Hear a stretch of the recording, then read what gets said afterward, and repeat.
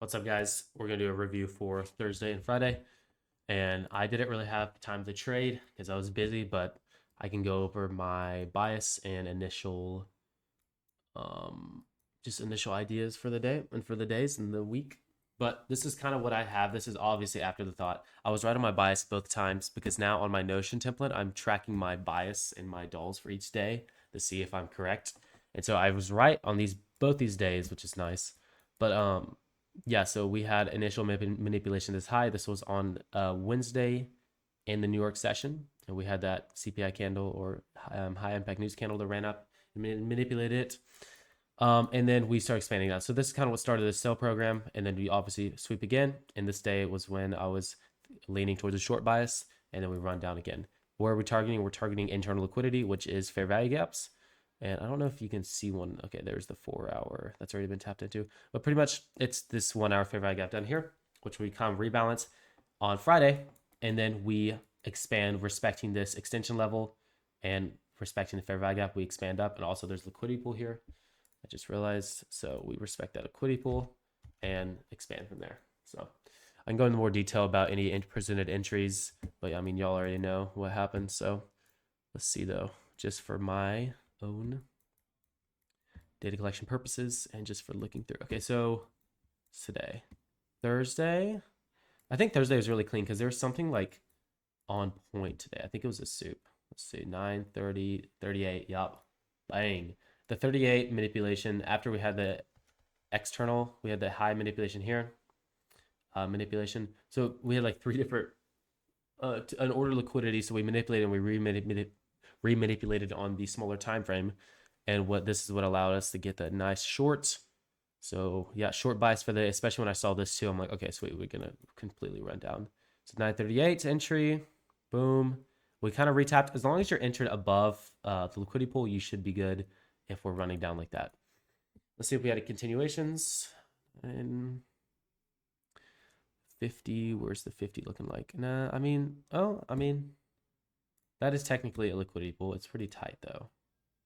So there would have been, I don't know if Christian took this or not, but there would have been a little manipulation there. Depending on how tight your stop was, you could have been break even or let that run.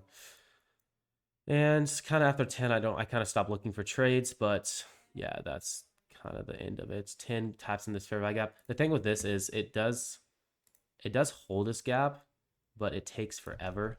So even if you enter this 10 gap and preferably had your stop above the high, it would just take a long time before we actually ran down. But we just ended up respecting that gap and pursuing lower prices. And yeah, so that's Thursday. On to Friday. Let's see what we had here. I know I'm staying on 1 minute, but I'm just getting an idea. I can stay on the 5 too.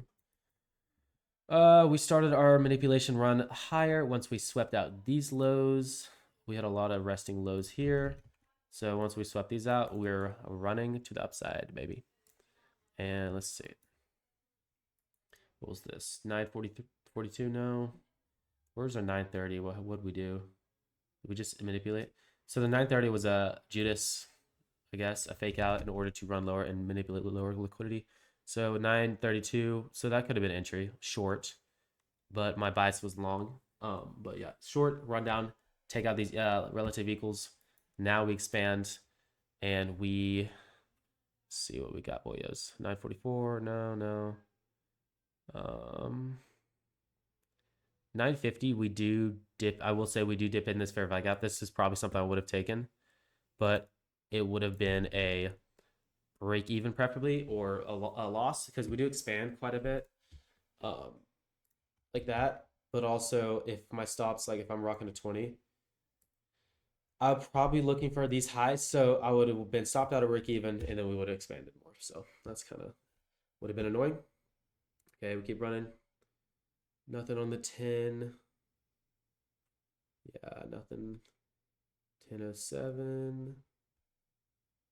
I guess we respect this gap on the 1007. So I mean it's kind of choppy here, but you could have find a potential entry. We got this 1 minute here. 1006. Let me double check that. Go back time. Yeah, no, it's time.